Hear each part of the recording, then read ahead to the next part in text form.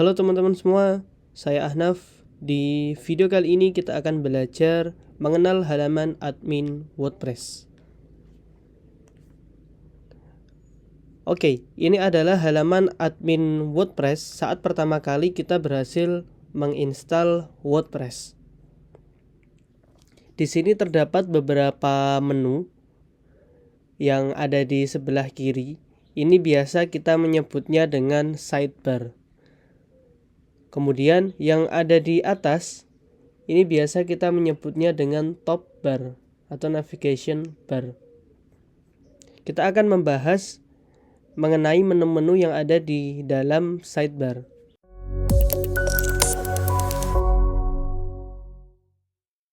Pertama ada menu dashboard.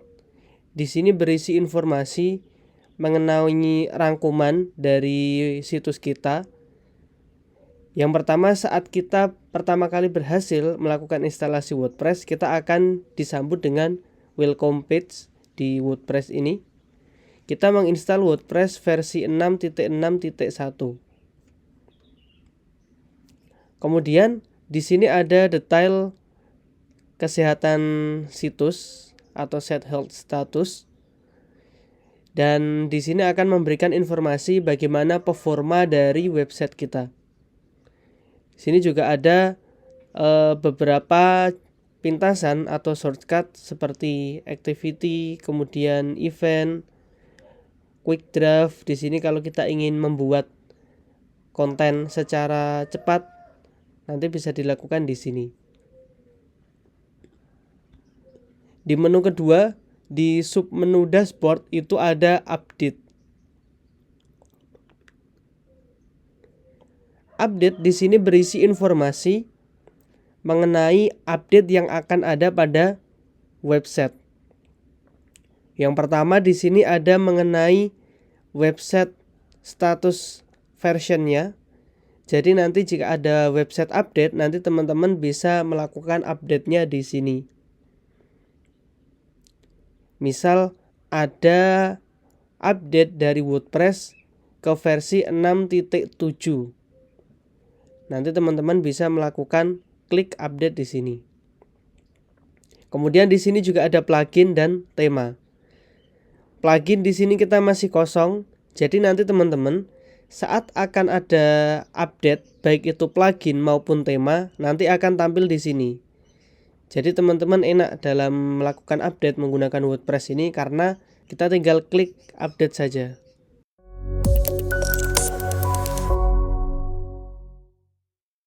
Selanjutnya ada fitur post. Fitur post ini adalah fitur untuk membuat postingan atau artikel atau blog. Jadi teman-teman, kalau kita perhatikan secara default WordPress itu merupakan website, artikel atau blog. Dan di sini contohnya ada artikel dengan judul Hello World. Untuk membuat artikel seperti Hello World ini, kita bisa masuk ke menu post di bagian all post. Di sini akan menampilkan semua post atau artikel yang telah dibuat oleh admin. Nah, ini adalah judulnya, coba kita buka. Oke, di sini nanti kita bisa mengetikkan sesuatu. Halo, saya WordPress. Misal seperti ini, kita save. Maka di halaman untuk pengunjung nanti juga akan tampil. Oke. Halo, saya WordPress. Di sini ada beberapa fitur ya. Yang pertama untuk full action, ini nanti bisa edit, bisa hapus. Jadi jika teman-teman ingin menghapus ini bisa dipilih, kemudian pilih move to trash, kemudian apply, atau langsung di sini trash. Nah, itu bisa. Ada filter untuk filter kategori. Kemudian di sini ada add new post.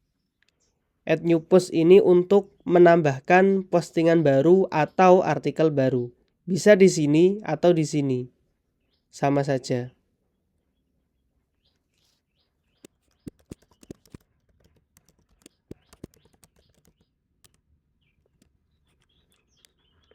Saya akan menggunakan lorem ipsum sebagai contoh kalau kita membuat postingan atau artikel.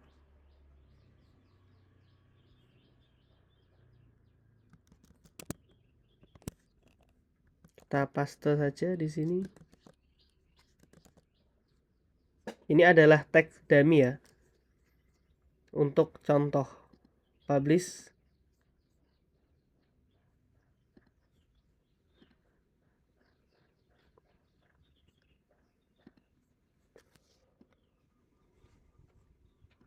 Oke. Kita bisa refresh. Di bagian postingan itu akan menampilkan postingan kita, my first website. Kita buka. Nah, ini adalah postingan kita. Masih di menu post ada menu kategori dan juga ada menu tag. Kita masuk ke kategori terlebih dahulu. Di sini untuk menambahkan kategori baru. Misalnya saya menambahkan teknologi. Slugnya teknologi. Nah, slug ini itu nanti akan tampil di URL di sini ya nanti ya teman-teman ya. Jadi kalau teknologi slugnya teknologi, maka di sini nanti akan tampil slugnya. Parent kategori kita belum punya. Deskripsi kita kosongkan saja, kemudian add new. Oke, sekarang kita punya kategori yang bernama teknologi. Kita bisa menambahkan misal AI. Di sini AI. Parentnya kita tambahkan teknologi. Kemudian kita juga menambahkan misal blockchain. Blockchain, slugnya juga blockchain. Di parent teknologi. Fungsi dari kategori ini, dia bisa mengkategorikan postingan sesuai dengan isinya. Jadi nanti kita bisa mengatur teknologi ini sebagai kategori pada postingan kita. Dan juga terdapat subkategori atau child dari kategori. Jadi ini namanya parent. Kemudian ini namanya child. Berbeda dengan tag.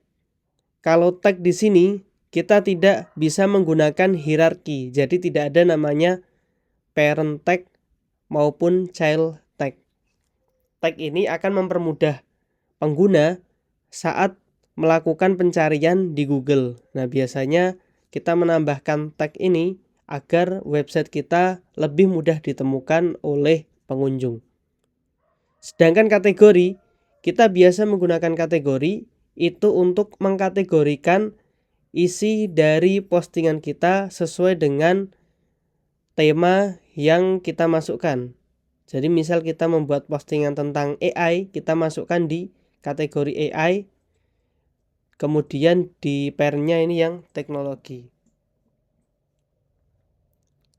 Kita coba add new post. Kita buat tentang AI misalnya.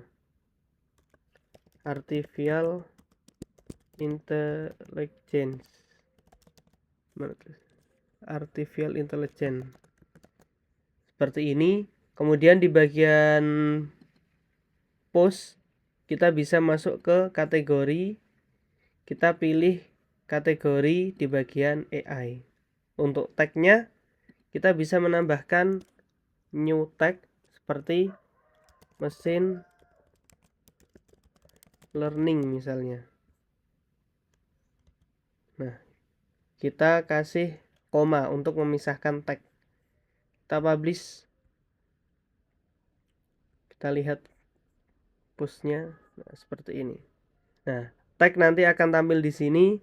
Sedangkan kategori dia akan tampil di sini.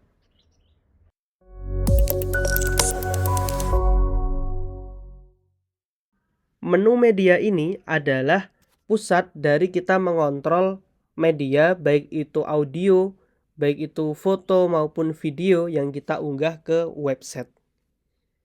Kita bisa add new media file untuk menambahkan media. Oke, saya akan coba mengupload gambar mobil ini ya. Kita klik open. Oke, sudah terupload ya sepertinya ya. Kita pilih library. Nah, ini gambar mobil kita sudah terupload. Jadi nanti teman-teman, saat teman-teman membuat postingan, kemudian misalnya di sini di bagian postingan ini teman-teman menambahkan sebuah gambar. Nah, di sini saya upload ulang. Nantinya file gambar ini juga akan tampil di menu media. Kita save. Kita coba kembali ke menu media. Oke, jadi kita punya dua gambar mobil. Yang satu saat kita upload langsung di menu media, yang satunya saat kita upload di menu postingan.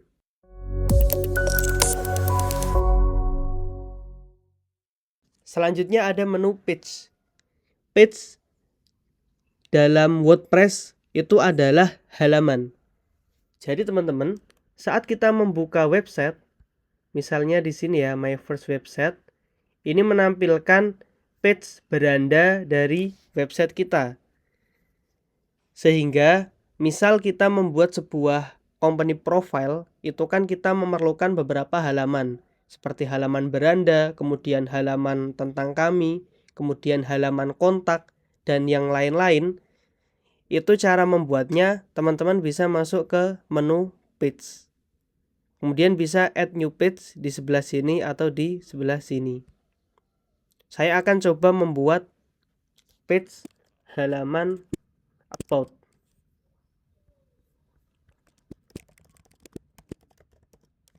About ini saja ya. Kita publish. Dan ini adalah halaman kosong ya, teman-teman. Jadi, saat di sini kita bisa masuk ke halaman about kita dengan cara nama websitenya, kemudian slash about.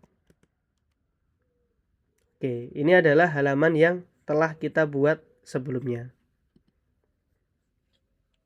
Jadi di sini adalah menu untuk mengatur semua halaman yang ada di WordPress.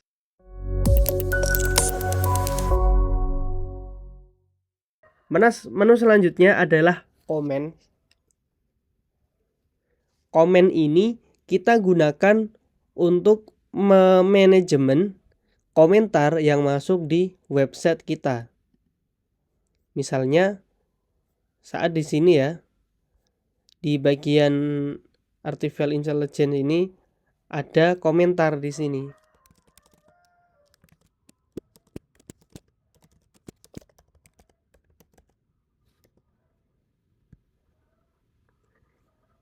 Oke. Di sini saya admin melakukan komentar first comment. Nanti akan tampil di bagian komen ini. Nah. Oke, di sini juga terdapat detailnya ya. Jadi ada komen di bagian artificial intelligence oleh admin. Komennya apa? First comment. Kita bisa reply nanti. Sebagai admin kita bisa membalas di sini. Kita reply. Coba kita reload. Oke. Jadi saat ada pengunjung yang melakukan komentar di website kita, kita bisa membalasnya di bagian sini, di menu komen.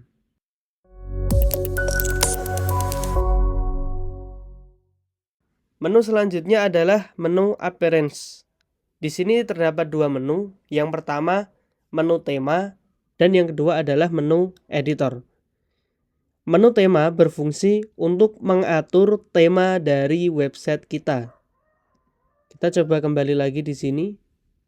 Di halaman beranda, ini adalah tampilan awal dari tema bawaan WordPress. Oke, di sini kita sudah disediakan setidaknya 3 tema ya. 2024, 2023, dan 2022. Kita bisa menambahkan temanya di sini. Add new themes. Kita bisa mencari tema di sini secara gratis dan secara berbayar. Jadi banyak ya temanya di sini ya. Banyak sekali. Teman-teman bisa dilihat-lihat saja sesuai dengan kebutuhan. Atau kita juga bisa melakukan upload tema di sini. Jadi kita download tema dari pihak ketiga, kemudian kita upload sebagai zip dengan formatnya zip di sini. Choose file. Nah, kita cari temanya yang telah kita download tadi. Menu editor ini menu untuk lebih advance, kita mengotak-atik tema yang sudah ada di website. Jadi misalnya seperti ini, kita bisa klik editnya ya, navigation, kita pilih about, kita akan mengedit halaman about, kemudian ada sample page, ini bisa dicari-cari aja. Kemudian stylenya, di sini style defaultnya seperti ini, kita bisa ubah ke seperti ini misalnya, dan lain-lain sebagainya.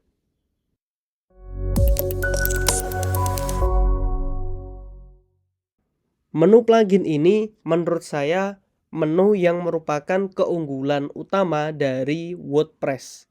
Kenapa? Kita mengetahui kalau WordPress itu memiliki komunitas yang sangat besar, sehingga plugin ini merupakan fitur-fitur yang dibuat oleh para komunitas tersebut. Jadi teman-teman, menggunakan WordPress sebagai media pengembangan website menurut saya merupakan suatu hal yang sangat tepat, karena pluginnya ini sangat banyak. Setiap plugin itu memiliki fungsi masing-masing. Sebagai contoh, kita bisa add new. Misal, kita ingin membuat sebuah toko online. Kita cukup install plugin yang namanya WooCommerce. Oke.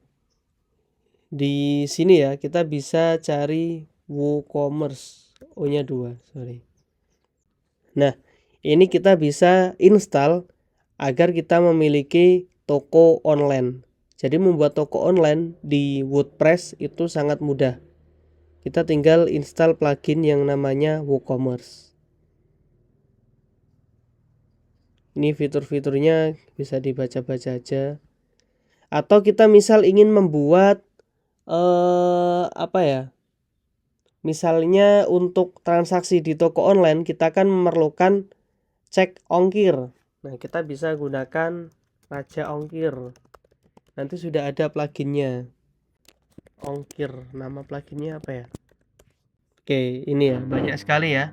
Ada antar aja, ada shipping, ada plugin pengiriman WooCommerce reguler, dan banyak yang lain sebagainya.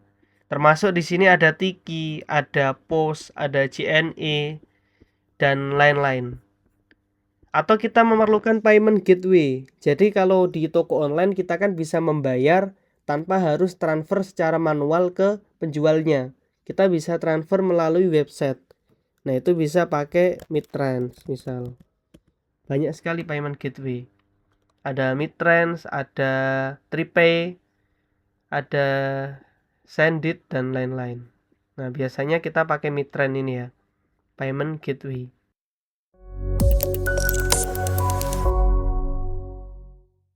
Selanjutnya ada menu user.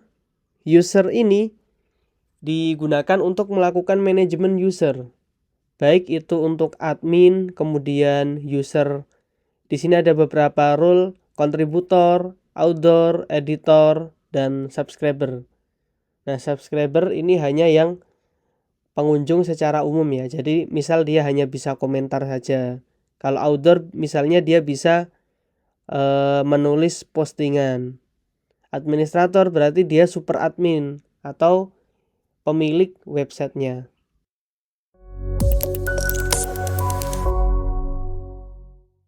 Menu tools, di sini kita tidak terlalu banyak berinteraksi dengan menu tools. Ada import, jadi kita bisa import data dari website lain, baik itu blog maupun WordPress maupun yang lainnya. Export, kita bisa export postingan kita yang akan kita import ke website lain atau halaman kita atau hanya media kita. Jadi di download gambarnya yang sudah ada di website, kita bisa download. Set health, ini untuk mengetahui kesehatan situs. Export data, ini juga untuk export import. Theme file editor, nah ini jika teman-teman paham mengenai coding ya, terutama PHP, itu teman-teman bisa melakukan kustomisasi tema di sini. Jadi tema yang tampil di awal tadi merupakan hasil dari kode-kode yang ada di theme file editor di sini. Ini template-nya, ada halaman home dan lain sebagainya. Plugin file editor, teman-teman juga bisa melakukan kustomisasi plugin yang telah diinstal di menu plugin. Jadi fiturnya nanti bisa diubah sesuai dengan keinginan teman-teman.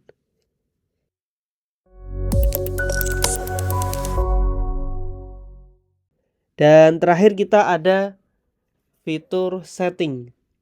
Fitur setting ini merupakan pusat dari kita mengontrol website dari sisi pemilik. Jadi seperti nama situs, kemudian tagline, kemudian site icon. Site icon ini nanti yang akan tampil di sini ya, di halaman, di fav icon.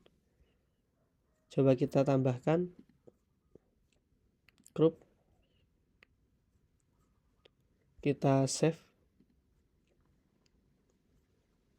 Nah, dia akan tampil di sini di bagian pojok situs. Kemudian WordPress address atau alamat situs, administrator, emailnya, pengaturan user, bahasa situs. Jadi saat instalasi kita menggunakan bahasa Inggris tetapi ingin mengubah ke bahasa Indonesia itu bisa ya. Di sini ya bahasa.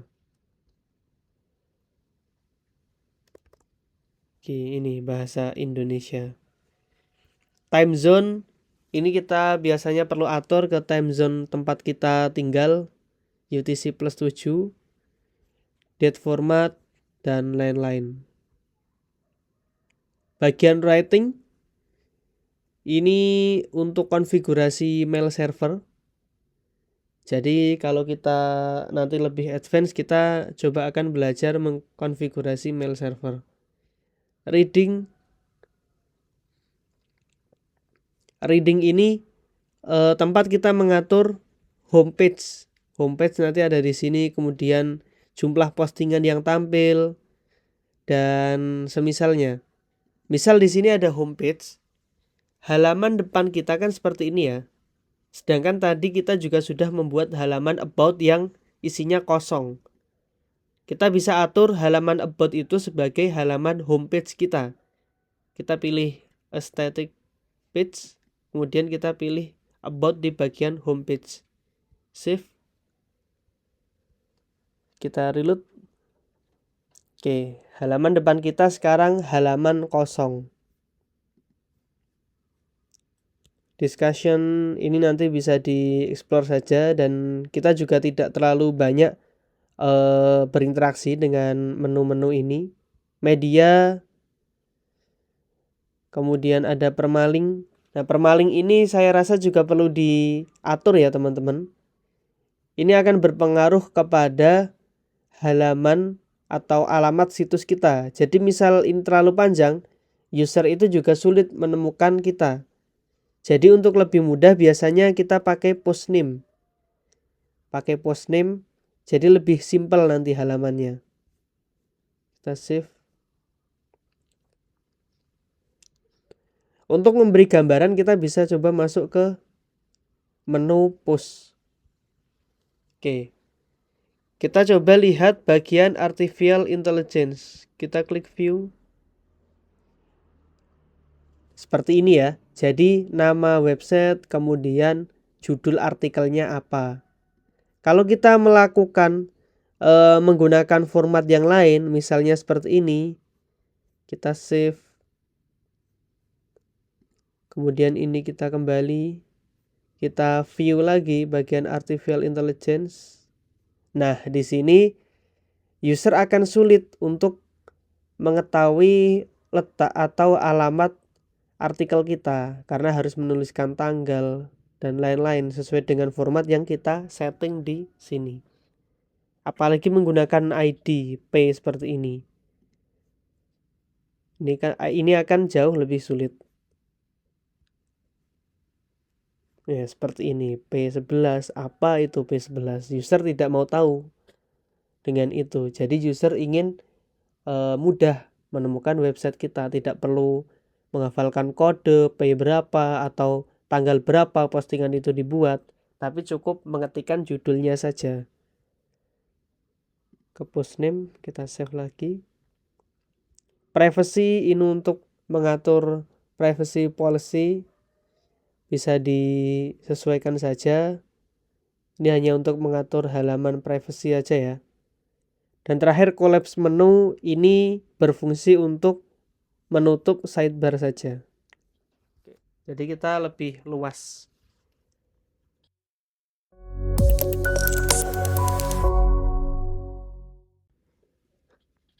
Dan untuk pengembangan teman-teman, kita akan banyak berinteraksi dengan post, kemudian pages, appearance, dan juga plugin. Jadi ada beberapa fitur yang memang sering kita berinteraksi. Ya terutama ada pages, kemudian appearance sama plugin. 3 fitur ini setidaknya kita akan sering menggunakannya. Oke teman-teman, saya rasa cukup sampai di sini dulu video pengenalan kita terkait dengan halaman dashboard pada WordPress. Semoga bermanfaat dan kita ketemu lagi di video selanjutnya.